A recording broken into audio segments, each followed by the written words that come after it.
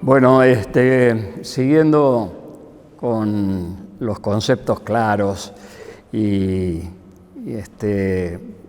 tan merecedor a quien se referían, que es a nuestro prócer, quizá uno de los máximos próceres nuestros, que fue el general Manuel Domingo del Corazón de Jesús Belgrano y González. Ese era su nombre completo. Yo voy a tomar, después me quiero referir un poquito más, ahondar un poquito más en el pensamiento del general Belgrano, como lo han ido desarrollando, ahondar un poco más, porque junto con ellos en la Asociación Belgraniana creemos que la forma real de rescatar un personaje tan importante es hacerlo conocer. En la medida que nosotros podamos investigar, ahondar en su pensamiento y su ideario por sobre todas las cosas.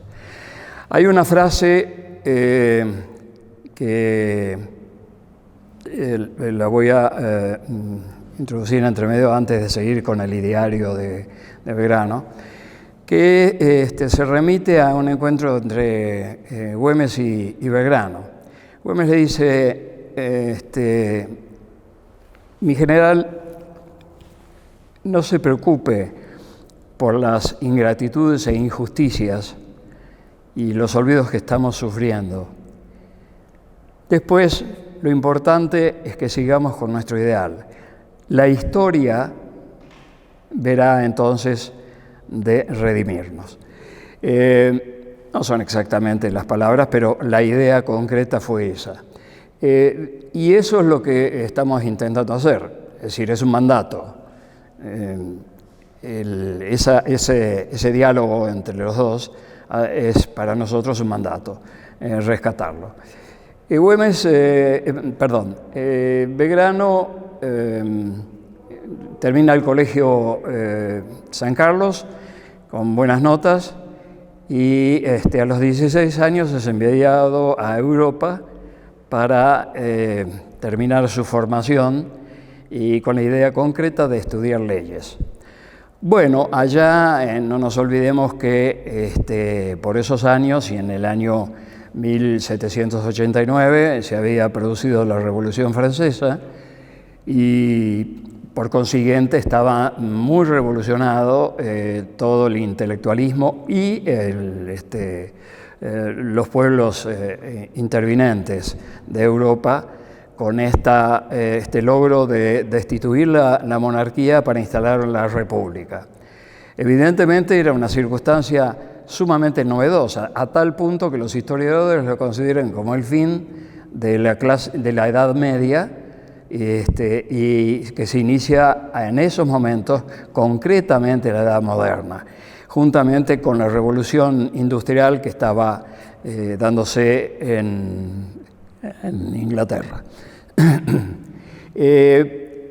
Belgrano va asumiendo todas esas ideas, se va empapando de ellas, y hay en él una avidez de conocimiento y de información, con la intención concreta y clara de ponerlas al servicio de su país. País es lo que uno pisa, tiene, toca, ¿no?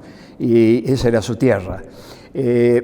Adaptar ese tipo de ideas tan importantes, dándole prioridad a la parte primera, que casualmente de los valores morales, los 5 primeros, el que encabeza esos 5 primeros valores morales es el de la libertad. Él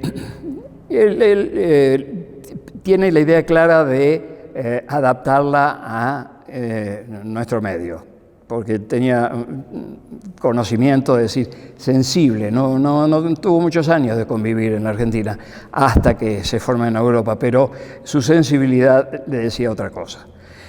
Además, hay que aclarar que Belgrano sale del colegio de los jesuitas con una profunda devoción religiosa. Y ahí es donde puede haber una diferencia con el ideario de la Revolución Francesa. Vuelve entonces a la Argentina, aprovechando lo que luego sería la Argentina, aprovechando que se inaugura el Consulado de Comercio, algo así como un Ministerio de Comercio e Industria, por parte de la corona española, con un poco de regañadientes, porque lo que menos le interesaba a la corona es que hubiera injerencia de criollos en los que ellos tenían monopolizado. Y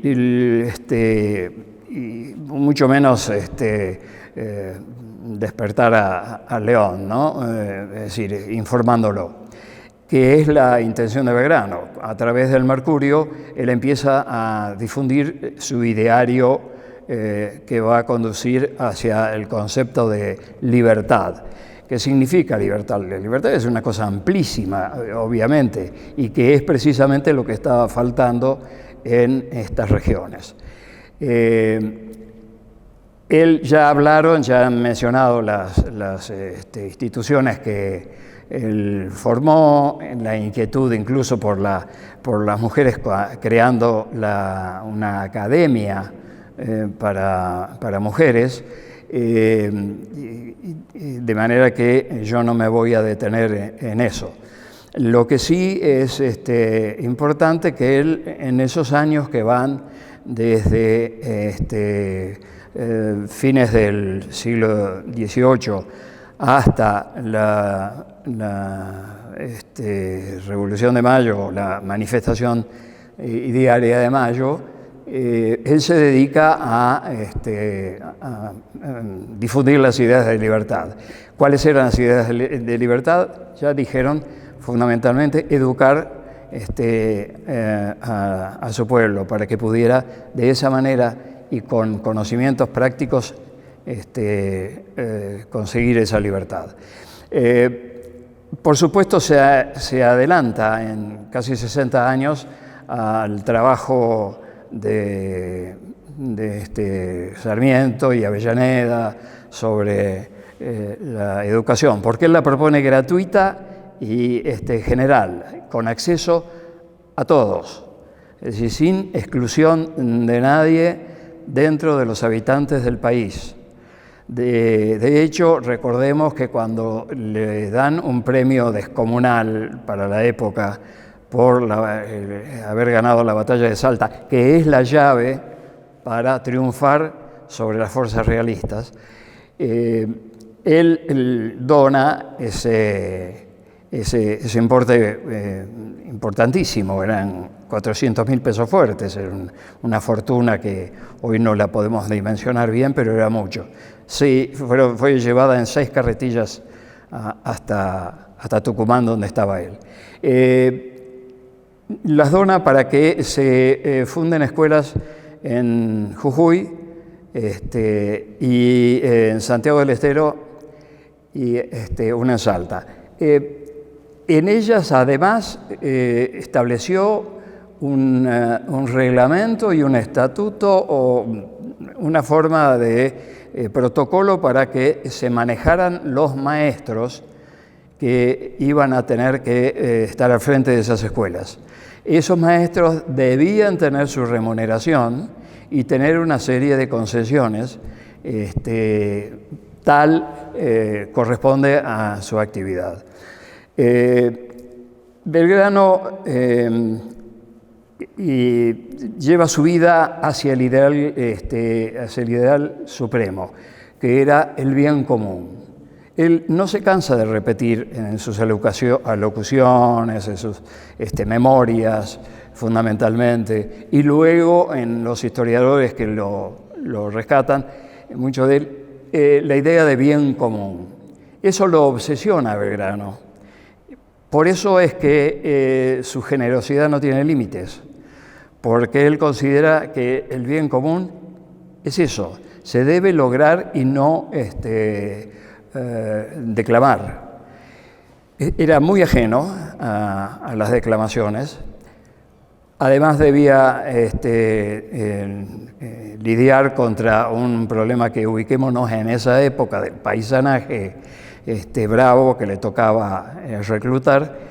Tenía una voz aflautada, y para un jefe de mando una voz aflautada y hoy día puede llegar a ser comprensible con otra serie de elementos culturales, pero en esa época nos podemos imaginar. Esa fue una de las tantas dificultades que tuvo él, además de sus enfermedades, que eran producto de su responsabilidad y su angustia cotidianas por llevar adelante, muchas veces emulándolo también a San Martín o a Güemes, ignorando las órdenes que le venían desde Buenos Aires, ignorando algunas órdenes que realmente él consideraba que eran inoportunas. La principal, vuelvo a repetir, que ignora él cuando se pierde y se logra el éxodo jujeño, una cuestión fenomenal, esa debería divulgarse mucho más. Se llega hasta, le ordenan bajar a Córdoba. Sin embargo, él se hace fuerte en Tucumán, no obedece esa orden, se hace fuerte en Tucumán. Gana una batalla de Tucumán muy confusa. Pío Tristán era un general muy importante, realmente conocía mucha táctica y demás, el realista.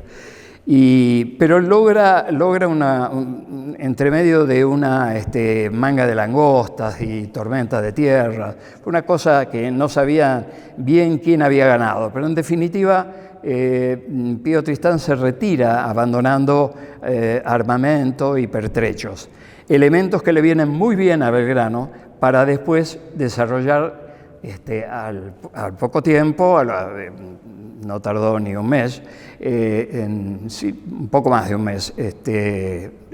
La batalla de Tucumán fue en el 12 y la batalla de Salta se da unos cuantos meses después. Le permiten ganar la batalla de Salta, que, repito, fue la llave, considerada por todos los historiadores y todo aquel que ahonda en el tema, fue considerada la llave, la puerta de la conquista definitiva de la libertad. Y para ello termino diciendo que Belgrano fue uno de los que exigía, junto con San Martín y Güemes, la declaración de la independencia, que por fin de muchas vueltas se logra el 9 de julio del 16 en Tucumán. ¿Por qué? Porque era necesario que fuera un grupo, un país, una nación que todavía no tenía forma y que fue muy complicado conseguirla, una nación soberana. No era un grupo de facciosos alzados contra el rey que ya había vuelto a España. Bueno, como se sabe, hay muchísimo por aprender por parte nuestra y poder seguir divulgando para el rescate, como cuando empecé que dije, la historia sabrá reconocernos. Gracias.